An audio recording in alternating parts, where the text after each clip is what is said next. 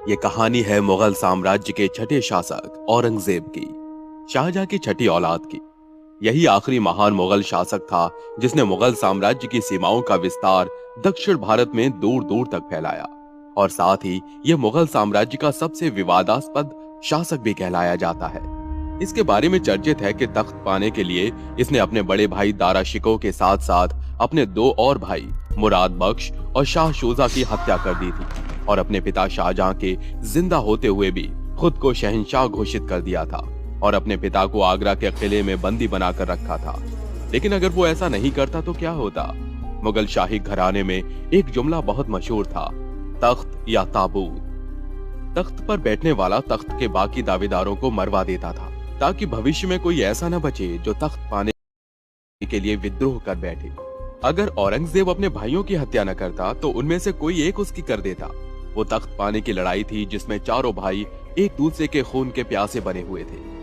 शाहजहां के जिंदा रहते हुए भी किन हालातों में चारों भाई तख्त पाने की जद्दोजहद करने लगे, सुनिए मैं आपको विस्तार से बताता हूँ।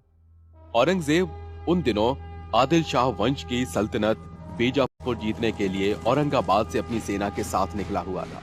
शाहजहां ने भी आगरा से अपनी शाही सेना उसकी मदद के लिए भेजी हुई थी। मालवा के सूबेदार शाइस्त खान और मीर जुमला भी अपनी सेना के साथ उसके पास पहुंच चुके थे। वो रास्ते में ही था कि उसे शाहजहां का एक खत मिला। पिछले कुछ दिनों से मेरी बीमारी की खबर पूरे मुगल साम्राज्य में फैल चुकी है। ये भी अफवाह जोर पकड़े हुए है कि मेरा इंतकाल हो गया है। ये सही है कि पिछले कुछ समय से मेरी तबीयत थोड़ी खराब है, लेकिन अब उसमें धीरे धीरे सुधार हो रहा है। तुम किसी भी अफवाह पर ध्यान मत देना और अपने बीजापुर के अभियान को जीत के साथ ही पूरा करना। औरंगजेब तक भी शाहजहां की बीमारी की अफवाह पहुंच चुकी थी, मगर अभी उसके सिर पर सिर्फ बीजापुर को जीतने का जुनून सवार था। वो शाहजहां का खत पढ़कर फिर से अपने दस्ते के साथ आगे बढ़ गया। कुछ दिनों बाद जब वो अपनी जीत के बहुत करीब था, उसे शाहजहां का एक और खत मिला। हमने बीजापुर के साथ शांति संधि करने का फैसला कर लिया है।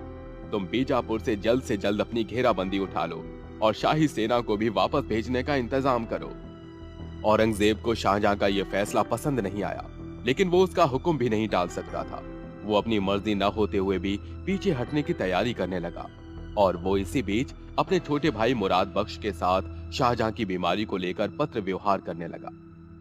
जब वो औरंगाबाद पहुंचा तो एक खबरी ने उसे एक बहुत ही महत्वपूर्ण खबर दी। हुजूर, बादशाह सलामत शाहजहां की तबीयत अभी भी पूरी तरह से ठीक नहीं है, लेकिन उनकी तरफ से तो सारे फैसले दारा शिकोह ही ले लेते हैं। बीजापुर से संधि करने के लिए भी उन्होंने ही बादशाह को मनाया। बादशाह ने उसकी पदवी भी बढ़ा दी है और अपनी देखभाल करने के बदले उन्होंने दारा को बहुत से बेशकीमती तोहफे भी भेज दिए हैं। यही नहीं, उन्होंने दारा को अपना उत्तराधिकारी भी घोषित कर दिया है। इस खबर से औरंगजेब खिसिया गया। दारा शाहजहां का चहेता है, ये बात उसे पता थी, लेकिन उसका दारा को अपना उत्तराधिकारी घोषित करना उसे मंजूर नहीं था।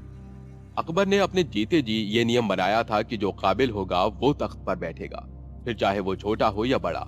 उसे ये बात चोट पहुंचा रही थी कि शाहजहां ने उसे खुद को तख्त के काबिल साबित करने का एक मौका भी नहीं दिया। उसने मन ही मन दारा से जंग लड़ने का फैसला कर लिया। वो दारा की किसी भी चाल को कामयाब नहीं होने देना चाहता था। अब उसे किसी भी कीमत पर तख्त चाहिए था, जिसके लिए वो कोई भी हद पार करने को तैयार था। यही सोचकर उसने अपने छोटे भाई मुराद बख्श को उससे मिलने का पैगाम भेजा। वो उन दिनों गुजरात का सूबेदार था। लेकिन इससे पहले उसे एक और खबर मिली कि मुराद ने गुजरात में खुद को मुगल साम्राज्य का नया शासक घोषित कर दिया है। औरंगजेब को ये कोई बड़े खतरे वाली बात नहीं लगी, लेकिन मुराद का गुजरात का अपने कब्जे में लेना उसे ठीक नहीं लग रहा था। गुजरात को अपने कब्जे में करके उसने अपनी सैन्य शक्ति को मजबूत कर लिया था, इसलिए औरंगजेब उससे जल्द से जल्द मिलने की फिराक में था। क्या वाकई में दारा कोई खेल खेल रहा था? क्या मुराद ने औरंगजेब का साथ दिया? औरंगजेब आगरा पहुंचा तो क्या हुआ? कैसे उसने अपने सभी भाइयों को हराकर तख्त हासिल किया? और क्या थी उसके जन्म और उसके बाद की कहानी? ये हम सब बताएंगे अपने अगले